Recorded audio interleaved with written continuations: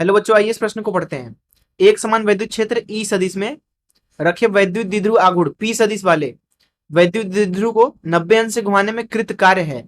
पहला ऑप्शन है पीई भागे 2, दूसरा ऑप्शन है 2 पीई, तीसरा ऑप्शन है पीई, चौथा ऑप्शन है वर्गमूल में 2 पीई। आइए इस प्रश्न की मुख्य अवधारणा की चर्चा करें। मुख्य अवधारणा, मान लीजिए कहीं पे एक समान विद्युत क्षेत्र मौजूद है। इस तरीके से मान लीजिए ई सदिश। इस वैद्युत क्षेत्र के अंदर मान लीजिए इस तरीके से एक वैद्युत द्विध्रुव आघूर्ण रखा हुआ है, जिसका वैद्युत द्विध्रुव आघूर्ण का मान पी सदिश है। पी सदिश और विद्युत क्षेत्र के बीच में जो कोण बन रहा है अभी के लिए मान लीजिए थीटा है। तो इस क्षण पर द्विध्रुव आघूर्ण का वैद्युत स्थिति ऊर्जा होता है U बराबर ऋण पी सदिश डॉट ई सदिश। इसको हम लिख सकते हैं ऋण पी सदिश का परिमाण मान लीजिए P गुणे ई सदिश का परिमाण मान लीजिए E गुणे कॉस उनके बीच में कोण थीटा। ये हो गई इसकी स्थिति ऊर्जा U। पहली चीज तो आप ये समझे। दूसरी चीज यहां पे ये समझिए, मान लीजिए हमारे पास में एक निकाय है। निकाय अभी ये पहले अवस्था में, केवल एक अवस्था में। अब मान लीजिए इसके ऊपर एक बल कार्य करता है जो कि संरक्षी बल है। जैसे उदाहरण के लिए वो हो सकता है स्थिर वैद्युत बल हो, स्थिर वैद्युत बल, या फिर हो सकता है गुरुत्वाकर्षण बल हो, या कोई भी बल हो सकता है जो कि संरक्षी होना चाहिए। अब जो निकाय है अभी एक अवस्था में, ये मान लीजिए दूसरी अवस्था में परिवर्तित हो जाता है। इसने एक नए अवस्था को प्राप्त कर लिया। निकाय 2 अवस्था परिवर्तित हो गई। स्थिर वैद्युत बल जो यहाँ पे कार्य कर रहा है मान लीजिए निकाय पर, उसके द्वारा कुल किया गया कार्य मान लीजिए है WC, और इसके दौरान जो यहाँ पे बाहर से बल है उसके द्वारा किया गया कार्य है मान लीजिए WEXT। निकाय की पहली वाली अवस्था में जो स्थिति ऊर्जा है, स्थिर वैद्युत स्थिति ऊर्जा, वो मान लीजिए UI है।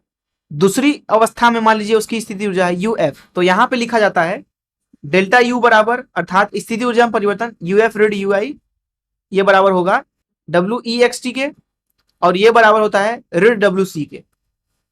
तो इस मुख्य धारणा से चलिए प्रश्न को हल करते हैं।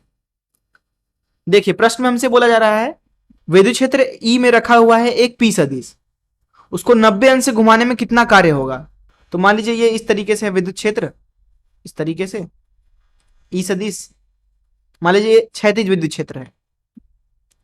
प्रारंभिक अवस्था में मान लीजिए जो वैद्युत द्विध्रुव आघूर्ण है वो भी विद्युत क्षेत्र की ही दिशा में है, पी सदिश, लेकिन फिर हमने इसको घुमा दिया 90 अंश से इस तरीके से। तो बाद में इस तरीके से हो गया, मान लीजिए अब हो गया पी डैश सदिश। परिमाण तो दोनों का बराबर ही होगा, पी सदिश और पी डैश का, बस दिशा अलग हो गई। तो जो ये 90 अंश इसको घुमाने में कार्य होगा वही निकालना है। तो जब ये 90 अंश घुमा नहीं था, जब वो क्षैतिज था विद्युत क्षेत्र की दिशा में, तो इसको अवस्था 1 बोल देते हैं। और जब ये 90 अंश से घूम गया इसको अवस्था 2 बोलते हैं। अब देखिए पहले इस अवस्था 1 का हम स्थिति ऊर्जा निकालते हैं, इसको हम UI बोल देते हैं। तो ये हो जाएगा ऋण PE cos theta, PE cos theta, यहां पे अभी क्या है 0 अंश, तो ये हो गया ऋण PE। अब दूसरी स्थिति के बारे में बात करते हैं। दूसरी स्थिति में इधर बना लेते हैं, बल्कि यह विद्युत क्षेत्र, ये द्विध्रुव आघूर्ण इस तरीके से P सदिश, चुंबकीय क्षेत्र के साथ इसका कोण कितना हो गया अब 90 अंश। इस अवस्था में जो इसका स्थिति ऊर्जा है उसको UF बोल देते हैं। तो ये हो जाएगा ऋण PE कॉस 90, कॉस 90 शून्य होता है, तो इसलिए UF शून्य आ गया।